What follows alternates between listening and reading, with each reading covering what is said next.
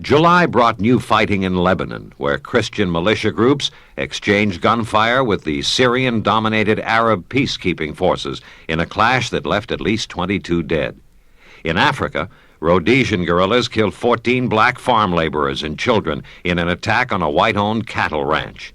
And here at home, on Sunday, July 2nd, Richard Nixon got a hero's welcome when he came to the remote Kentucky coal town of Hyden to dedicate a recreation complex named in his honor. It was his first formal address since leaving the White House in 1974, and the former president was cheered by the holiday crowd as he said the United States must work hard to keep the peace. We can take some comfort in the fact that the United States is at peace with every nation in the world. As we look to the future, we must set as our goal keeping that peace if we can.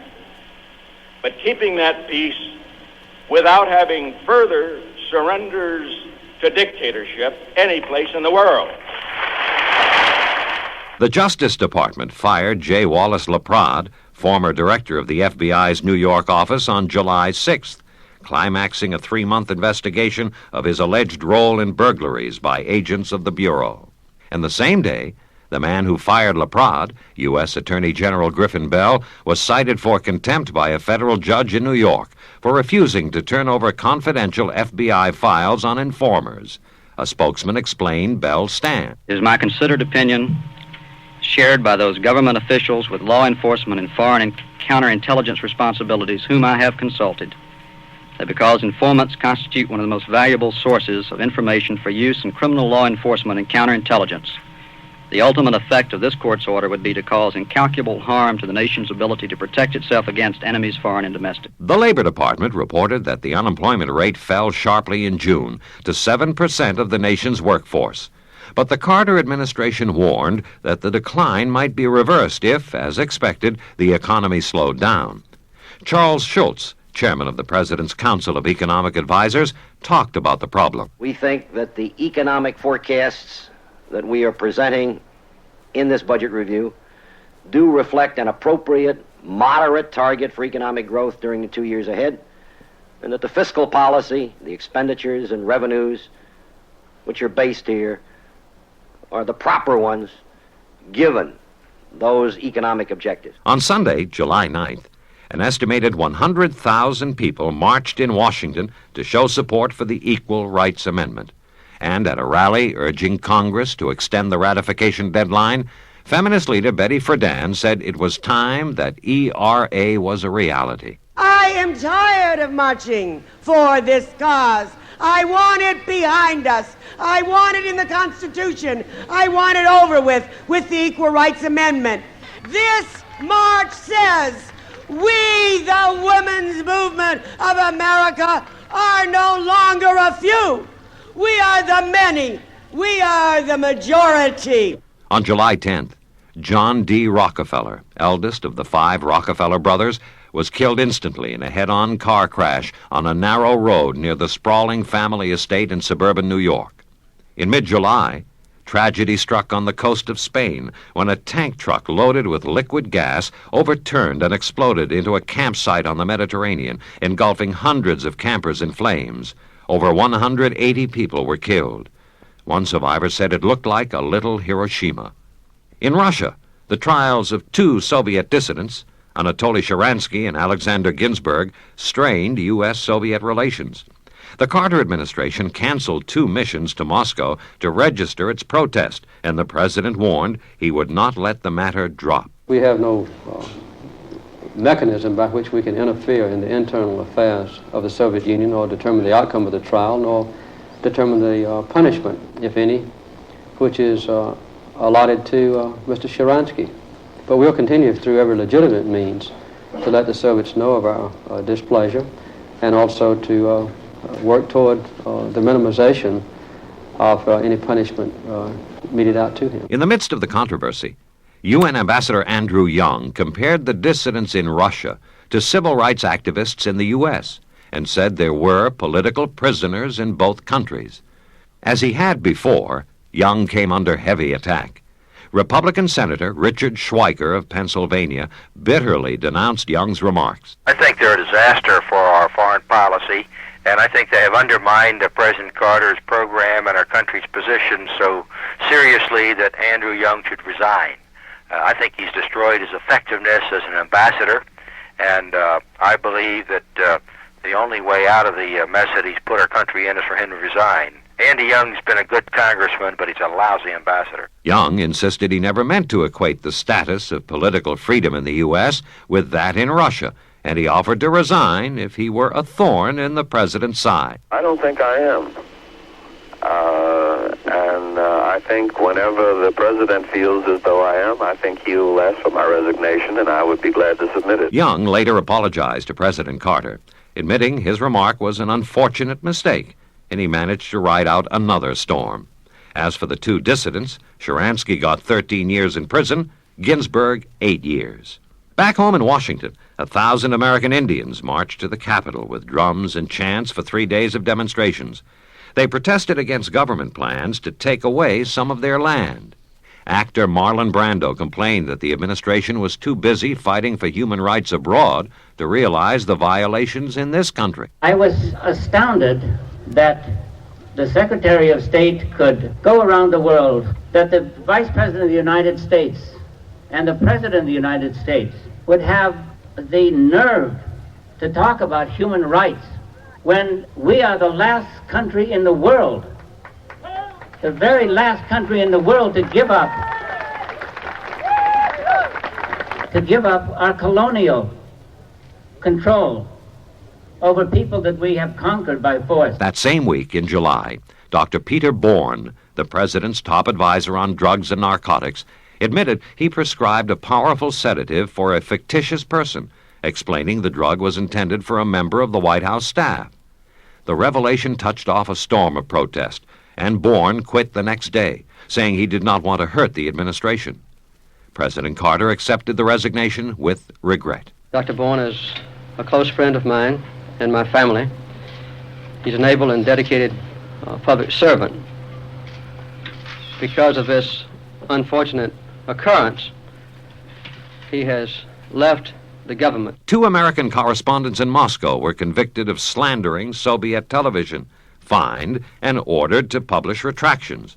They paid the money, but they never retracted their stories. On July 24th, in a case that would continue for months and stir national debate, a reporter for the New York Times, Myron Farber, was ordered to jail on contempt charges for refusing to turn over to the court his confidential notes for possible use in the murder trial of Mario Yaskovich, the so-called Dr. X, accused of killing 5 patients in New Jersey. And on July 25th, from Oldham General Hospital in England, came this history-making announcement about the birth of the world's first test tube baby. The weight at birth was 2,600 grams, 5 pounds 12 ounces, and the mother's condition after delivery was excellent. She was named Louise Brown, and the next day, at a news conference in Manchester, England, Dr. Patrick Steptoe, who developed the technique and delivered the first test tube baby, talked about future possibilities. We think that within a fairly reasonable time, given the right facilities, that this could become clinically applicable all over the world. But there has to be a reasonable amount of time for its development, because the final problems have not been solved. As July ended, Washington reported a rise in the Consumer Price Index for June, sending the annual adjusted rate of inflation to 11.4% for the second quarter of the year. And federal inflation fighter Barry Bosworth talked about one of the causes. Food prices are rising faster than any other single component of the consumer market basket. And in that sense, in the short run, right now, they comprise a very serious inflation problem. It is not going to be a situation where this continuation of this trend is going to be a benefit to the American farmer or anyone else. In Moscow, on August 1st, Christina Onassis, daughter of the late shipping tycoon Aristotle Onassis and one of the richest women in the world, took an out-of-work Russian communist for her 3rd husband in 7 years. In Washington, Gary Bodak, a convicted Miami loan shark, opened Senate hearings on organized crime with the startling admission in this exchange with Senator Sam Nunn that he had murdered an underworld partner. What happened to Mr. Cicchini, Mr. He is Bodak? dead, sir. He what? He is dead. When did he die? September 11th, 1970. How did he die? He was killed. Who killed him? I did. In a rare victory for President Carter, the House, following Senate action a month earlier, voted to end the arms embargo against Turkey. And on August 2nd, Republican Congressman Philip Crane of Illinois became the first candidate to announce his intention to run for president in 1980. He talked about his plans for financing his campaign. It is my hope that I can do it without federal financing. That may be an unrealistic hope, but I frankly am opposed to the idea that a McGovern supporter with his tax dollars should have to support a Phil Crane on the hustings, as much as I'm opposed to a Phil Crane's tax dollars being used to promote the candidacy of a George McGovern. The stock market scored its biggest gain in 3.5 years on August 2nd, and on August 3rd, the big board had its busiest day ever, a record total of 65.4 million shares. In Salt Lake City, a bizarre tragedy, a mother and 6 of her 7 children plunging to their death from a hotel balcony in a murder-suicide plot. Eyewitness Ken Sayer later described what he saw. They came into the hotel and said someone was throwing kids out of the window up there, so I just walked out here and looked up, and a woman, looked like a woman anyway, jumped from about the 10th floor, and saw her hit up here on this overhang. In Canada, about 50 miles from Montreal, a bus filled with mentally and physically handicapped people crashed into a lake, drowning 41 passengers. Many screamed for help in vain as the bus floated several minutes before sinking. And in Texas, rain-swollen rivers flooded their banks, and at least 26 people perished in the rampaging waters. A pilot who flew a rescue mission later told of the destruction. Whatever hit through there definitely destroyed everything in its onslaught. There's tanks off of oil rigs that have been picked up and thrown. Even bales of barbed wire have been picked up, completely still in their roll, and moved hundreds and hundreds of feet from where they were stored. Bales of hay stuck up in trees.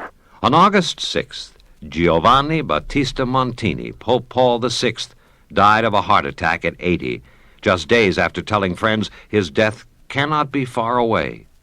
Tributes poured in from all around the world, and in New York, Terence Cardinal Cook said the pontiff who reigned for 15 years was an inspiration to all mankind. I have no doubt that in the judgment of history, the extraordinary pastoral leadership of Pope Paul VI will be recognized and forever appreciated. Edward Darrell Stone, one of the nation's leading architects, died at 76 in August. And other deaths in August included comedian Totie Fields, bandleader Louis Prima, and Frank Fontaine, who gained national fame as television's Crazy Guggenheim. On August 8th, while President Carter was in New York, signing a bill to give the city federal loan guarantees, White House spokesman Jody Powell announced plans for a Mideast summit meeting at Camp David. The President is pleased to announce that President Sadat and Prime Minister Begin have accepted an invitation to come to Camp David on September 5th for a meeting with the President to seek a framework for peace in the Middle East. All 3 leaders agree that there is no task more important than this search for peace. A strike by pressmen in New York shut down the city's 3 major daily newspapers on August 9th in a work rules dispute that stretched out for 88 days. In Memphis, Tennessee, the city's 1,100 policemen went out on strike for higher wages as tourists swarmed into town to mark the first anniversary of Elvis Presley's death. The city's 1,400 firemen also walked off the job, their second strike in 2 months after rejecting a proposed contract. Labor peace was restored to Memphis a week later when police and firemen returned to work. On August 16th, 3 American adventurers floated into history when they passed the Irish coast and became the first to cross the Atlantic in a balloon, 6 days and 3,200 miles after they set out from Maine. The next day, they touched down in a French wheat field in Normandy and received a hero's welcome that rivaled Lindbergh's reception half a century earlier. Ben Abruzzo, one of the balloonists, described the hysterical greeting. We actually had to fight our way out of the crowd and fight our way into the helicopter, and the only way the helicopters took off was to start their engine. On August 17th, Jimmy Carter did what no other president had done in over 100 years. he vetoed a major defense spending bill in his most serious challenge to Congress thus far. I have decided to veto the defense authorization bill, which the Congress passed last week. This is not a question of money. The Congress has reduced only slightly the amount of money that I recommended for our nation's defense. It's a question of how that money is going to be spent. The Senate approved a constitutional amendment giving residents of Washington, D.C. full representation in Congress. Civil rights leaders hailed the vote, Mrs. Coretta King calling it a milestone. I think that this is a step toward the fulfillment, the continuing fulfillment of Martin Luther King's dream, starting, of course, from Montgomery on, but more especially from Selma on to this period, where all the people of this nation can be represented by their government. On August 19th, in Abadan, Iran, arsonists believed to be Muslim fanatics set fire to a movie house packed with a Saturday night crowd, killing over 400 people, perhaps the worst act of terrorism in modern times. The political situation in that troubled nation seemed to grow worse day by day after that. The Shah declared martial law 2 weeks later, and on a day the people quickly called Black Friday, troops loyal to the Shah fired into a crowd of Muslim demonstrators in Tehran, killing over 100. In Nicaragua, leftist guerrillas shot their way into the National Palace in late August while the legislature was in session and took most of the country's senators hostage. After an anxious day of bargaining, the guerrillas traded their hostages for 59 political prisoners and fled. But the uprising continued in the weeks and months that followed. Rebel forces opposed to the regime of President Anastasio Somoza battled government troops in numerous cities throughout the country. Back home, with only hours to spare, a compromise agreement to reopen negotiations averted a nationwide postal strike a week after workers had rejected a tentative settlement. And as August ended, the government reported that inflation eased a bit in July. But that encouraging news was overshadowed by word from Commerce Department spokesman Earl Cox that the U.S. foreign trade deficit in July was one of the worst in history. Exports declined 3% after hitting a record level in June, while imports rose 8% to a new high. Actor Charles Boyer, 78, and despondent over the recent death of his wife, took his own life in August, and a friend of the great screen lover of the 30s and 40s later said, "If ever a man died of a broken heart, it was Charles." Other deaths in August included actor Robert Shaw, designer Charles Eames, Civil War historian Bruce Catton, and African freedom fighter Jomo Kenyatta, who led Kenya to independence and was the nation's first president. On Sunday, September 3rd, just 8 days after he was elected, Albino Cardinal Luciani was inaugurated as Pope John Paul I in a simple ceremony. Terence Cardinal Cook described the new pontiff as a humble, kind, and pastoral teacher, a man of God who would guide the church in the ways of the gospel. Others spoke of him as humble and simple, a man of great faith and love. And during his homily, after his installation as leader of the world's 700 million Catholics, the new pope said, with surprise and understandable trepidation, but also with immense trust in the powerful grace of God and the ardent prayer of the church, we have agreed to become Peter's successor in the See of Rome, taking on us the yoke that Christ has wished to place on our fragile shoulders. He blessed the crowd and smiled, a warm, loving smile, and the world waited to see what kind of pope he would be. Back home, at the end of the long Labor Day weekend, tragedy struck in Derry, Pennsylvania, when a helicopter dropping prizes crashed into the holiday crowd at a church festival, killing 7 people. A 14-year-old boy later recalled the horror. I was kind of stunned. I just stood there, pieces of people flying everywhere. People screaming in hysteria. And, just the rotor blade shattering. First reaction was to walk over and see, if I could help the pilot or anything. So I go and I saw, just people, blood everywhere. And, I had to leave. In Washington, President Carter prayed for peace on the eve of the Camp David summit and acknowledged the difficult challenge that lay ahead. There is no cause for excessive optimism, but there is also no cause for despair. The greatest single factor which causes me to be encouraged is my sure knowledge that Prime Minister Begin and President Sadat genuinely want peace. Soon after that, the central figures in this age-old drama vanished behind the secrecy and seclusion of the mountain retreat. There were occasional glimpses of the three leaders and a rash of rumors, but it wasn't until the summit ended, 13 days after it began, that the world learned what really happened. President Anwar Sadat talked about the significance of the historic meeting. It signals the emergence of a new peace initiative with the American nation in the heart of the entire process. In the weeks ahead, important decisions have to be made if we are to proceed on the road to peace. We have to reaffirm the faith of the Palestinian people in the ideal of peace. Prime Minister Begin spoke cautiously of the long road ahead. When I came here to the Camp David conference, I said, perhaps as a result of our work, one day people will, in every corner of the world, be able to say, Habemus Pacem, in the spirit of these days. Can we say so tonight? Not yet.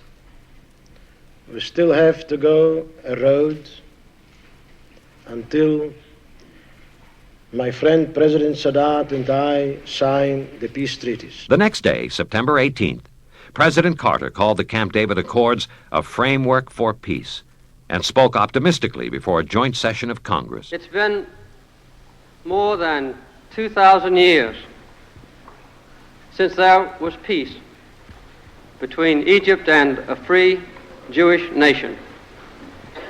If our present expectations are realized, this year we shall see such peace again. The new school term in September was marred by teacher strikes all across the country, in Bridgeport, Connecticut, Levittown, Long Island, in Cleveland, Dayton, Seattle, and in New York City, the mysterious menace known as Legionnaires Disease, because of its discovery at an American Legion convention in Philadelphia, broke out in the crowded garment center. Medical detectives scoured the busy streets, searching for the source of the trouble, and there was an undercurrent of fear. 2 people died, but the outbreak never reached epidemic proportions. In Rhodesia, guerrilla leader Joshua Nkomo admitted his forces shot down an airliner because it was carrying troops and military supplies in addition to passengers. But he denied government charges that the rebels had murdered 10 of the 18 survivors. Prime Minister Ian Smith revealed plans to establish martial law and sharply criticized the U.S. and Britain for supporting Nkomo. In the name of justice, of decency, righteousness, how can the leaders of the free world continue to support a gang of Marxist terrorists who have an unending record of perpetrating the most sadistic and horrifying acts of bestiality, women and children herded into huts and burned alive, babies bayoneted to death. In South Africa, Prime Minister John Vorster resigned after 12 years in office and was replaced by the Defense Minister Peter Willem Botha.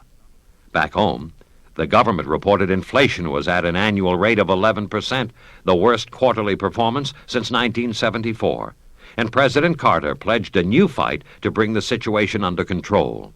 Leading Republicans, meanwhile, embarked on a cross-country campaign for the Kemp-Roth tax cut bill.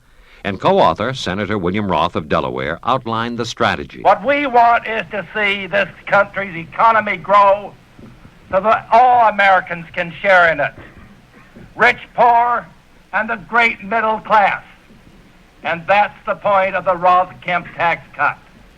What we propose to do is a 33% across-the-board tax cut for all Americans. Life magazine, which stopped publication as a weekly in 1972, was reborn as a monthly, September 25th.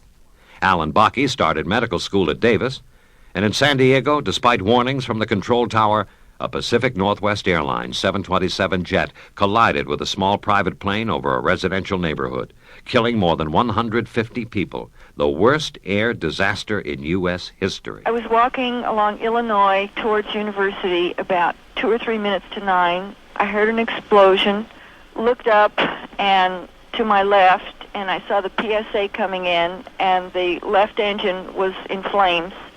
and it was plummeting rapidly, and it hit about a block or so from here. Black smoke came up, and I heard an explosion when it hit, and it was awful. Jack Warner, one of the four brothers who pioneered the era of talking motion pictures, died at 86 in September. Singer Ruth Etting, once known as Chicago's sweetheart, died at 80. And on September 28th, only 34 days after his election, Pope John Paul I died, ending one of the briefest papal reigns in modern times. He didn't have time to put his imprint on the papacy, no time to issue historic edicts or guide the church in new directions. But John Paul did have the time to endear himself to millions with his informality, his cheerfulness, his openness, and his warm smile. It's impossible. It cannot be true, said one Vatican official, echoing the thoughts of many. He had opened his arms to all of us, and now is gone so quickly. In the sports world in 1978, October brought a spine-tingling climax to the New York Yankees' history-making comeback. Undoubtedly the major sports story of the year. 14 games out of first place in July, the Yankees surged to the front with a record-setting drive that left them in a tie for first place when the season ended. On Monday afternoon, October 2nd, they defeated the Boston Red Sox 5-4 for the division title in a winner-take-all playoff game.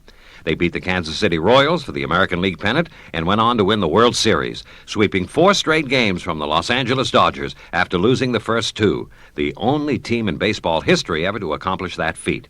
Yankee shortstop Bucky Dent, voted the most valuable player in the series, could hardly believe what his team had done. It's going to take probably a couple days, maybe a week for you just to sit down and put your feet up, and to drink a beer and realize what this team has really done. Dodger manager Tom Lasorda was disappointed after losing his second straight World Series to the Yanks. I just feel awful bad for my ball club and for this organization. I feel real bad because I just felt that this was our year to bring the championship here. New York manager Bob Lemon took it all in stride, just as he had done back in the dark days of July, when he took over the club after the Yankees fired manager Billy Martin. I've been around the games long enough to know that anything can happen. It's a shot, but I think we can make a race out of it. That he did. And pitcher Ron Guidry, who sparked the Yankee drive with a 25-3 one-lost record, was the unanimous choice for the Cy Young Award. Another sensation of the 1978 baseball season was Pete Rose. He hit safely in 44 straight games, breaking several records along the way. But he couldn't match Joe DiMaggio's major league mark of 56. Still, any disappointment Rose felt had to be eased in December when he signed a 4-year contract with the Philadelphia Phillies for more than $3 million. Perhaps the most shocking story of the baseball season was the death of Lyman Bostock. The California Angels star outfielder was killed by a shotgun blast aimed at somebody else. Manager Jim Fregosi expressed what the whole club was feeling. It's a shock of losing an individual who was a very good guy. In boxing, Leon Spinks scored a major upset when he took the heavyweight title from Muhammad Ali in February. I just went in there with determination, tried to beat him. I knew it'd take a whole lot, a hell of a lot to beat my man, and I gave it all I had. The 36-year-old former champ, who hadn't trained very hard for the fight, did not seem very upset. I should be sad, but I'm not. When I lost to Frazier, I wasn't sad. No excuses. That's right. A lot of people had excuses. My brother and certain people. You won. You was robbed. You was robbed. You was robbed. That's silly. I said, I wasn't robbed. Spinks' glory did not last very long. The World Boxing Council took his title away for what they said was his refusal to sign for a defense against #1 challenger Ken Norton. And Spinks had a series of run-ins with the law, mainly over traffic violations. Then, in a rematch in September, Ali beat Spinks to regain the World Boxing Association crown. In professional football, the Dallas Cowboys overwhelmed the Denver Broncos 27-10 to win Super Bowl XII in January 1978. For Cowboy quarterback Roger Staubach, taking the championship was a good feeling and a familiar one. It was a nostalgic week, and it was a good week in New Orleans, and similar to the Miami victory as far as how you feel when you win a Super Bowl. You just can't describe it. It's something that right now is beyond you, and as the weeks go on, you even appreciate it more. In college football, the year started out with the perennial bowl games on January 1st. Washington upset Michigan 27-20 in the Rose Bowl. Alabama won the Sugar Bowl, Arkansas the Orange Bowl, and Notre Dame swamped Texas in the Cotton Bowl. At the end of the 1978 season, running back Billy Sims of Oklahoma won the Heisman Trophy, one of the high points of the year. But the Collegiate National Championship was still awaiting the outcome of the bowl games. One of the low points of 1978 came at the end of the year, when Ohio State coach Woody Hayes lost his temper during the Gator Bowl and punched a player from the opposing Clemson team. Hayes was fired for this after 28 years with the school. In the National Basketball Association, the Washington Bullets beat the Seattle Supersonics in 7 games for their first league title. In the collegiate ranks, Kentucky beat Duke for the NCAA title, and the University of Texas swept the National Invitation Tournament with ease. Nancy Lopez, a 21-year-old newcomer from New Mexico, was the sensation of the Ladies Professional Golf Association in 1978, winning 5 straight tournaments, a record. She finished the season Rookie of the Year, Player of the Year, and almost $200,000 richer than she started. Not to mention a lot more experienced and more accustomed to pressure. I like the pressure. I think it makes me become more aware of what I'm doing and makes me concentrate twice as hard. On the men's tour, Jack Nicklaus took the British Open. 41-year-old Gary Player garnered his 3rd Masters crown, and John Mahaffey won the PGA Championship after being hampered in recent years by personal and physical problems. I've worked awfully hard. It's been a long road back, and there's been a lot of disappointments. But I tell you one thing, this makes up for every bit of that. In tennis, Sweden's Bjorn Borg slammed his way to his 3rd straight Wimbledon title and was on his way to a Grand Slam when he developed a sore thumb and lost the U.S. Open to Jimmy Connors. But Jimmy had no sympathy for his opponent. If it was bad, then maybe you shouldn't have come out and played. Maybe you should have said, I got a bad thumb, I don't want to play. 16-year-old Pam Shriver became the youngest woman ever to reach the finals of the U.S. Open, conquering Martina Navratilova. But the teenager lost the championship match to Chris Evert, who took her 4th straight U.S. Open. In hockey, the Montreal Canadiens captured their 2nd straight NHL championship. Bobby Orr retired from the ice, and so did Bobby Hull. But 50-year-old Gordie Howe skated on. In horse racing, Affirmed swept the sports Triple Crown with young Steve Cawthon in the saddle. The teenage jockey enjoyed all the races, but he got a special kick out of winning his first Kentucky Derby. I wasn't nervous at all, but it was really a thrill after, I've been thinking about it the whole day. The more I thought about it, after it was over, it was tremendous. The biggest thrill I've ever had. In auto racing, Al Unser came in first in the Indy 500, but later admitted he was surprised to discover he was in the lead near the end of the race. When they didn't catch me and go by me, I was puzzled for a while, till I finally realized that we must be going pretty good ourselves. Unser won 2 other 500-milers, earning a record $591,000 for the year. In soccer, the Cosmos beat Tampa Bay for their 2nd straight North American Soccer League championship, and Argentina defeated the Netherlands for the World Cup. And rounding out the year in sports, Russia's Anatoly Karpov retained his world chess title when challenger Viktor Korchnoi gave up in the 32nd game, ending the longest and richest championship match in history. And that was sports, 1978.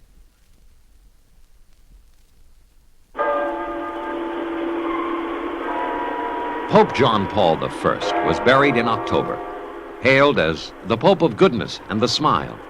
And in the homily, they said of him, he passed as a meteor, which unexpectedly lights up the heavens and then disappears, leaving us amazed and astonished. But the life of the church moved on, and later in the month, the cardinals elected a new bishop of Rome, Karol Cardinal Wojtyła of Krakow, the first non-Italian pope in 455 years, the first Polish pope in history, and at 58, the youngest pope in this century. The new pope chose the name John Paul II, and a tourist in St. Peter's Square was thrilled. I think that's marvelous. I think he knew that John Paul captured the world, and if he can capture the world the same way as instantly as John Paul did, we're in for a great, great regime. World reaction was favorable from both church and secular leaders.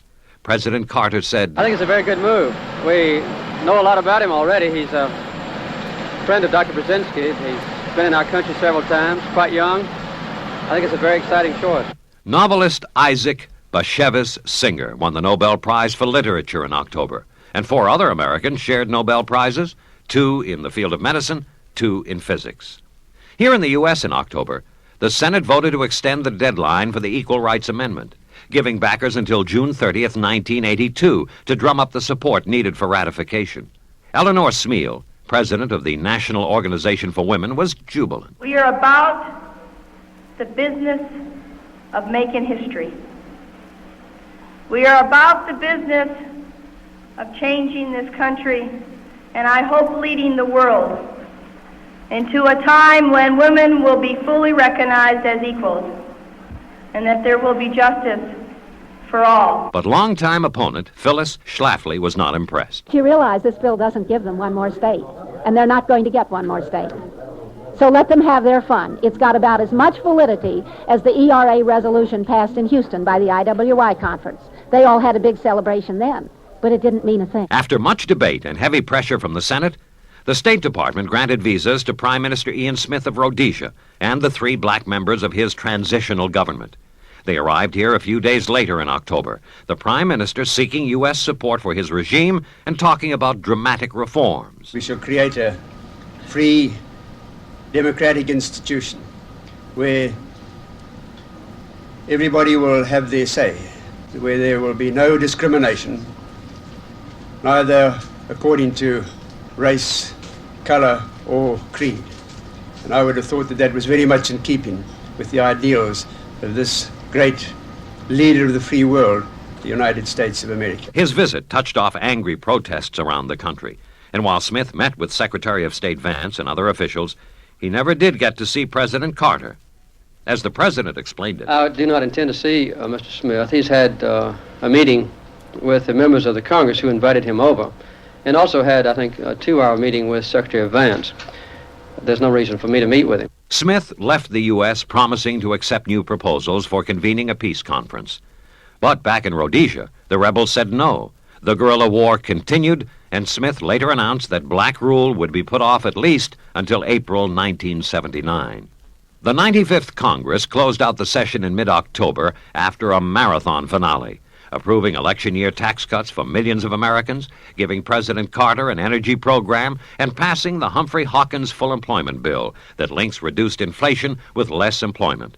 Senate Majority Leader Robert Byrd called it a really remarkable session and gave President Carter a rundown over the telephone. In the field of international affairs, of course, there's the Panama Canal treaties, the Middle East arms sales, the Turkish arms embargo, and then domestically, we've taken on the tough ones, the energy legislation that has been so needed for so long a time.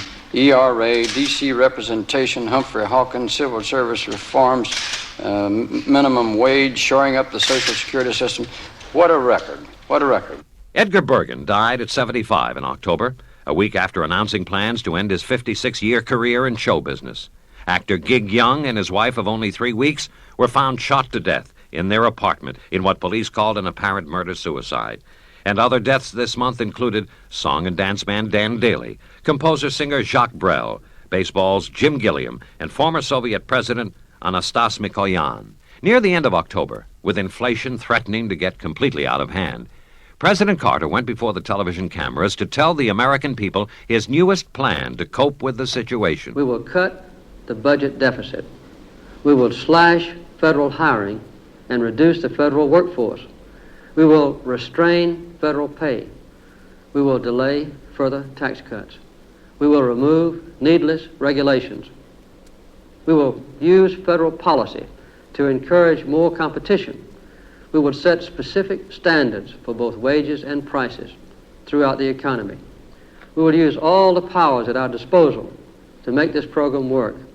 And we will submit new anti-inflation proposals to the Congress next January, including the real wage insurance proposal I've discussed tonight. Reaction was mixed.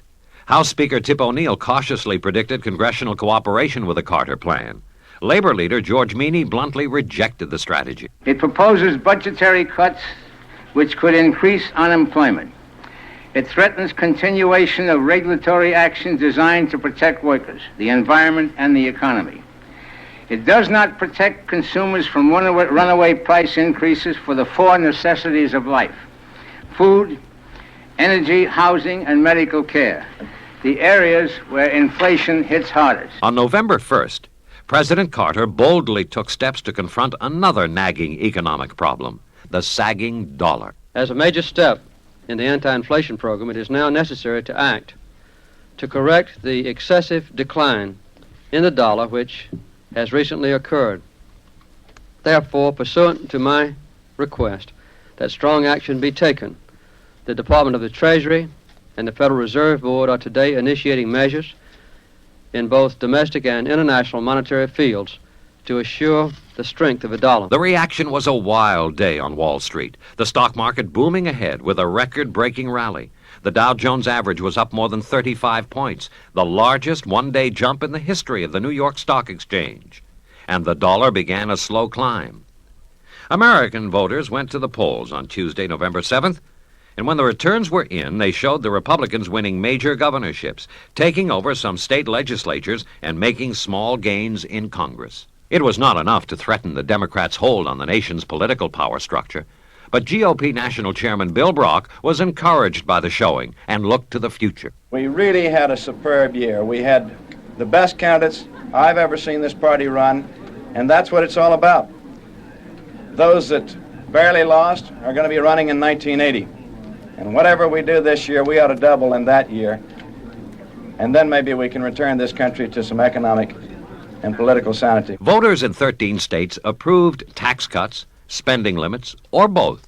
And Howard Jarvis, the driving force behind California's Proposition 13, hailed the results. I like them very much because we won 5 out of 6, and we elected a number of congressmen. We elected a senator and 2 or 3 governors, and I like that very much. The people in those states proved to be intelligent, and people in some other states proved to be unintelligent. Norman Rockwell, whose nostalgic portraits of small-town America made him a national institution, died at 84 in November. Death also claimed Margaret Mead, a pioneer in the field of anthropology and an author who popularized that subject for millions of readers around the world. And Gene Tunney, the former heavyweight champion who twice defeated Jack Dempsey. On Saturday night, November 18th, there was a bloody massacre in a remote jungle area of South America. The victims were a U.S. congressman, 3 American newsmen, and a woman.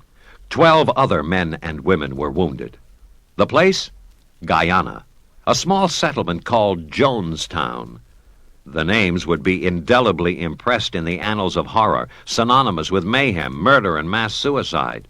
Ron Javers, a reporter who witnessed the ambush at the airport but managed to survive, later told how he escaped. When I saw these men getting it in the head, my option was either to stay down and hit the deck as I did first, or to run. And I ran into the bush, and I jumped into a swamp, and I got as deep in that swamp as I could get. And then I stayed there, and then I paralleled the airport and came back to the plane when I saw it was all over. The whole thing only lasted about 5 minutes. Congressman Leo Ryan had led the delegation to Guyana to investigate a religious sect known as the People's Temple, a cult established by the Reverend Jim Jones 15 years ago. Former members said they were forced to sign suicide oaths when they joined the cult and claimed they got death threats when they quit. Ryan, after looking into these charges, was at the airport on his way home when he and the others were gunned down. But that was only the beginning of the jungle madness. The next day, Sunday, there was a mass suicide. Hundreds of men, women, and children gulping down a purple fruit drink laced with cyanide. First reports put the suicide toll at 400, with hundreds more missing, believed to have fled into the jungle. But when American soldiers flown to the scene carefully checked the pile of rotting bodies, the final count jumped to over 900. Cult leader Jones was described by some as a paranoid fanatic. His own son denounced him and held him responsible for the awful tragedy. The shock of Guyana had not yet subsided when a few days later in November, Americans were stunned by another outbreak of violence. This time it was San Francisco. Mayor George Moscone was shot to death in his City Hall office, and minutes later, Supervisor Harvey Milk was cut down in his office only yards away. Former Supervisor Dan White was charged with both killings, and the city was left in a daze. Oh, it's unbelievable. To me, it's a big shock, just something terrible and horrible. It's unbelievable. I was at a funeral when my pastor told us about it, and the congregation just got quite nervous and alarmed because we must be sick inside. The nation is sick. That's how we feel. for a person to come in and do something like that. My reaction is complete shock and disbelief, and once they prove whoever did it, I hope he gets the electric chair. I'd like to pull the switch myself. There was still another story of tragedy in November. The heartbreaking saga of the so-called boat people. Over 2,000 Vietnamese refugees suffering from hunger, thirst, and sickness, and stranded on a decrepit freighter riding anchor off the coast of Malaysia. 200 perished later in the month, drowned when the fishing boat on which they had tried to reach shore capsized after Malaysian police towed it away. On the domestic scene, as November ended, the U.S. government reported that the Consumer Price Index had passed the 200 mark, meaning that the dollar today buys only half of what it did in 1967, when the CPI stood at 100. In December, black leaders around the country warned the president they were deeply distressed by his intention to subordinate urban programs to the fight against inflation. Cities such as Newark were already feeling the pinch as the result of cutbacks in federal aid. And Cleveland, a marginal city of poverty and slums that had been going downhill for more than a decade, suddenly lost its balance completely in December and stumbled toward default. Golda Meir died in Israel in December, and it was revealed that the 80-year-old former prime minister had been suffering from leukemia for 12 years. And death also took Houari Boumediene, president of Algeria, for 13 years. Hopes for an Israeli-Egyptian peace treaty in 1978 faded in December, even as Prime Minister Begin was in Oslo to accept the Nobel Prize for Peace that he shared with President Sadat. The peace talks that began in Washington in October in the spirit of Camp David had run a ragged course. At one point, Israel and Egypt announced they were on the verge of agreement, but they suddenly hit a snag on the Palestinian issue, the surrender of military rule in the West Bank and the Gaza Strip, and the question of linkage with other Arab treaties. There was no agreement in November on the first anniversary of Sadat's visit to Jerusalem, and President Carter could not hide his disappointment as the December deadline established in the Camp David Accords drew near with no settlement in sight. It is extremely difficult, one of the most frustrating experiences I have ever had in my life, to try to negotiate at long distance through negotiators here who have limited, sometimes no authority, with the appeal going to the Prime Minister and then to the Cabinet, or going to the Cabinet and then to the President, and with both sides excessively using the public news media to express their positions. The talks rambled on, but the year ended without a treaty. However, Jimmy Carter had night, December 15th, he made a historic announcement. The United States of America and the People's Republic of China have agreed to recognize each other and to establish diplomatic relations as of January the 1st, 1979. And in his televised speech to the nation, the president explained what this would mean to both nations. The United States of America and the People's Republic of China reaffirmed the principles agreed on by the two sides in the Shanghai Communique of 1972, and emphasized once again that both sides wish to reduce the danger of international military conflict. Neither should seek hegemony, that is, a dominance of one nation over others. There were angry demonstrations against the U.S. on Taiwan, and here at home, Republican Senator Barry Goldwater charged that the president's action had brought the world closer to war. As Americans were debating the pros and cons of recognizing communist China, they were beset by a new problem in mid-December. OPEC, the oil cartel, decided to raise prices by 14.5%. Alfred Kahn, the president's chief inflation fighter, was upset. I'm shocked because we had reason to hope that the very firm actions that the president has taken to bring inflation under control and to strengthen the dollar would have induced a greater degree of moderation on the part of the OPEC cartel. I'm disappointed because we thought we had reason to believe that they understood what an extremely harmful effect so large a price increase would have on us and on the world. It obviously is serious. Meanwhile, Secretary of State Vance flew out of Washington for renewed talks with Soviet Foreign Minister Andrei Gromyko on a strategic arms limitation treaty, and the American diplomat was optimistic. Much progress has been made during the 6 years of negotiations on this important treaty. I'm hopeful that Mr. Gromyko and I will be able to find a mutually acceptable basis for a very early agreement. They reported some progress, but the year ended without a formal SALT agreement. Here at home in December, crime reached extreme proportions. Masked bandits pulled off the biggest airport robbery ever, escaping with $5 million in cash and $2 million in jewels from New York's JFK. In another incident, a 16-year-old girl hijacker, believed to be the youngest in history, commandeered a TWA jet in the Midwest in a futile effort to free her mother's boyfriend, a prisoner in a federal penitentiary. And one of the grisliest crimes of the year was discovered at the end of December when authorities in Des Plaines, Illinois, dug up the remains of 27 bodies from under the home of John Gacy, who allegedly told police he had sexually molested 32 boys and young men over the last 4 years. Neighbors were shocked. You know, you never believe that anything like this can happen in a quiet residential neighborhood like this, but it just goes to show you that, you know, nothing's impossible anymore. In Washington, the House Select Committee on Assassinations added a disturbing postscript to 2 earlier crimes. The committee concluded after a year-long investigation that John F. Kennedy was probably assassinated as the result of a conspiracy, and it said there was a likelihood that Reverend Martin Luther King Jr. was killed as a result of a conspiracy. As 1978 ended, the Shah of Iran watched his empire crumble. The crisis had been building all year, with bloody street fighting, fires, and massive demonstrations. But new rioting broke out in December, and the pace of the protest intensified.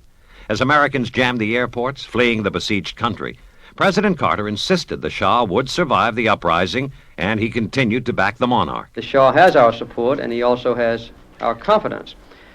We have no intention of interfering in the internal affairs of Iran, and we have no intention of permitting others to interfere in the internal affairs of Iran. The difficult situation there has been exacerbated by uncontrolled statements made from foreign nations that encourage bloodbaths and violence. This is something that really is deplorable. There were strikes in Iran's oil fields as December wore on and the country's economy was paralyzed.